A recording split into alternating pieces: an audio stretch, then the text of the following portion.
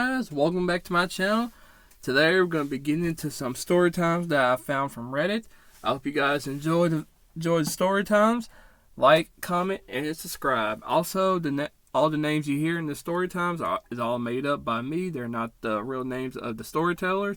But with that being said, let's get this story time started. Also, like, comment, and subscribe. Thanks. So I don't do the tent thing so much anymore. I've got a piece of property about 60 miles of a place. I built a 12x16 cabin completely off the grid. The camp next to me, a ranch house that some city people bought, has a family group that uses it. Good people though. Also, we have a lot of fun during the deer season. The old guy that actually owned the place is a Bigfoot person. He swears up and down that we have a Bigfoot running around the forest. So one night, about 1 a.m., I decided to turn into bed. I'm completely tired and running on a case of juice. I crawl into bed to go to sleep.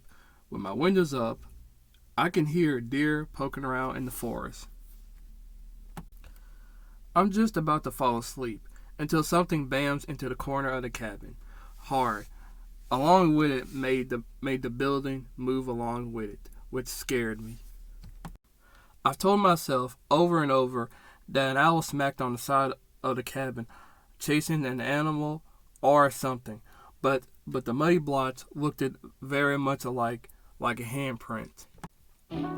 Okay, guys, that was the end of that story. But my opinion on it, though, if I was in this situation, I wouldn't have been there. I'll tell you that now. I wouldn't have fell asleep, none of that. I would have been out of there, gone. Like, I wouldn't have been sleepy anymore. I would have got in my truck, car, wherever I'm riding in. I would have drove right out there. And I don't know. And just to let you guys know, I'm not no Bigfoot conspiracy, or I'm not a Bigfoot guy. But I don't care if it's Bigfoot, a bear, or whatever it is. I'm getting out of there. I'm just getting out of there, point blank. But yeah, I just want to offer my opinions on it. But Bigfoot or not, and I heard a big bang, I'm getting out of there. I'm running. No, I'm driving and I'm getting out of there. But guys, that was my opinion. Let's continue on with stories. Ava was 17 years old. In my junior year, when this happened, it was a normal and peaceful day at school. Nothing strange wasn't going on. I was walking the third period with my friend Oliver, a 17-year-old male. We made it to class, and our teacher, Miss Luna, looked very uncomfortable, like something was about to go down.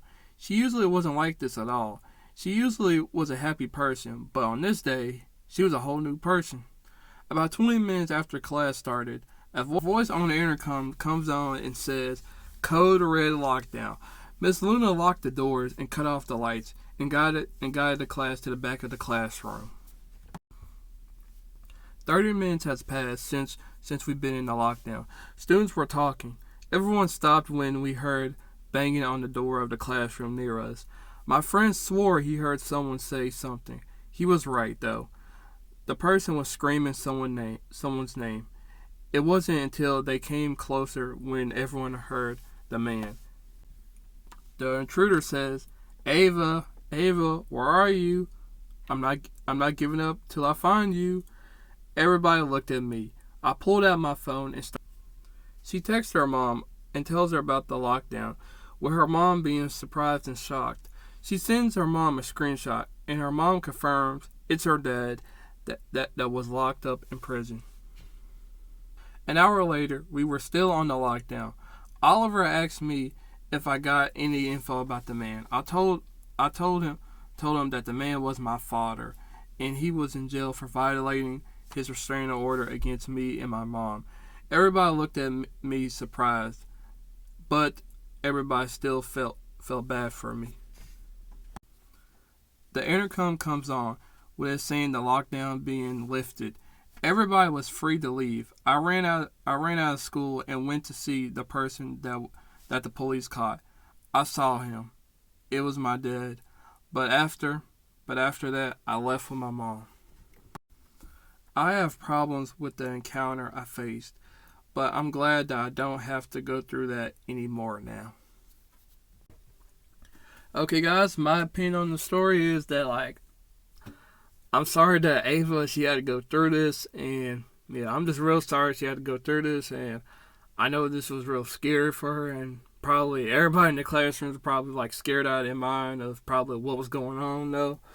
But like God, at my school, like we really never like had any real like lockdowns, and I'm so glad we never had any serious lockdowns of what you guys heard in this story, and I'm just grateful that I never been through a lockdown like that, and I'm just really grateful, and I'm sorry that she had to go through that. But that's my opinion on the story. I'm sorry she went through that, and I'm just so grateful that I never went through this at all, because my school we just do drills, but I'm just real glad that we don't do this at all. This don't happen.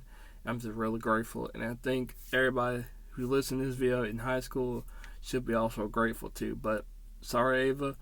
Sorry this happened to you, Ava. But yeah, that's my opinion. So my brother David was going back to England for a while to get his driver's license, and he let our mom borrow his car. But one big rule he mentioned: don't drive juiced in my car, and please don't crash it. The real reason he says this because he really knows mom and what could go wrong. But despite the rules from her son, she still breaks the rules anyway, and she drives juiced and crashes the car into a lamppost. But luckily, a friend of hers owns cars. Hey guys, Blue Jay Supreme here. This is just a little quick intersection. Just want to say I do not condone any drinking or driving or any influence behind the wheels. Just letting that know. Don't condone none of that. Just letting you guys know. But that being said, let's continue with the video. They rent the same model and get the insurance and swapped all the parts. Then reported the rental as crashed. So my brother comes back and takes a slow walk around the car and smiles and says, "So, you crashed my car, didn't you?" My mom tries to accuse me of telling him. My brother laughs and says he didn't need to. My right tailgate was cracked, and we both started laughing. But ever since then, he never let our mom borrow his car ever again. Also, side note, the storyteller don't agree with driving under the influence.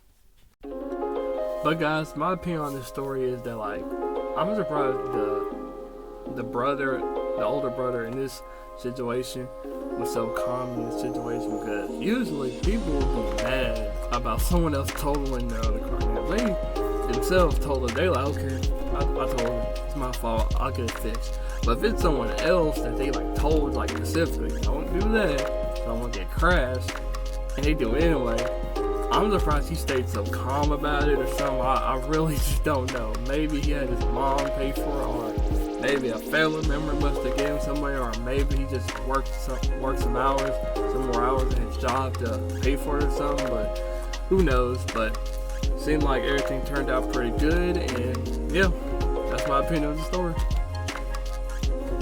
Okay guys, I think this is gonna go ahead and wrap up the video. Hope you guys enjoyed the story times, and yeah, so far I'm actually liking these story times I'm doing. If you guys like them, comment down below, like and subscribe, and I think this is gonna go ahead and be the end of this video. And yeah, see you guys later. Like, comment, and subscribe. See you guys later.